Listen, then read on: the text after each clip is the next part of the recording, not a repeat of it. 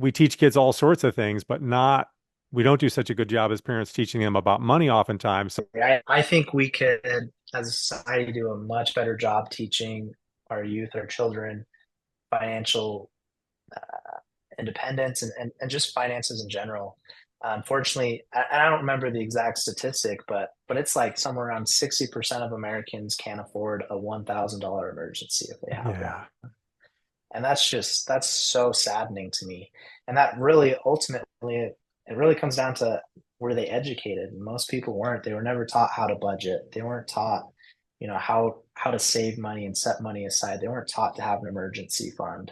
They weren't taught to start saving for their goals and their future.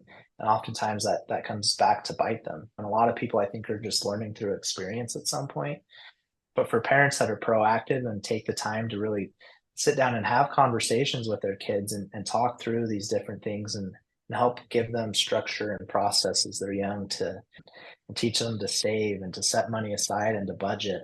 And the sooner you can do that, I think the better off your kids are going to be as they grow older and reach adulthood, because they'll have done that for years and years and years. Well, then it becomes a habit. That's what we talk about a lot at our house, and just really is an emphasis, I think, within the FI community in general. But right, just creating those good habits around money, and so the earlier you can start having those conversations with your kids, and they can be at a pretty simple level. When your kids are 7, it doesn't have to be highfalutin, complicated conversation, No, but you're just helping, you give them a little bit of an allowance and they have to save a certain amount or however you want to approach it. But it just starts teaching that habit that then that becomes sort of part of what they expect and just how they interact with money. And hopefully, when then they become adults, that carries over because you mentioned, right, a lot of people just learn by experience. A lot of that experience, this was certainly true in my case, is painful experience, right?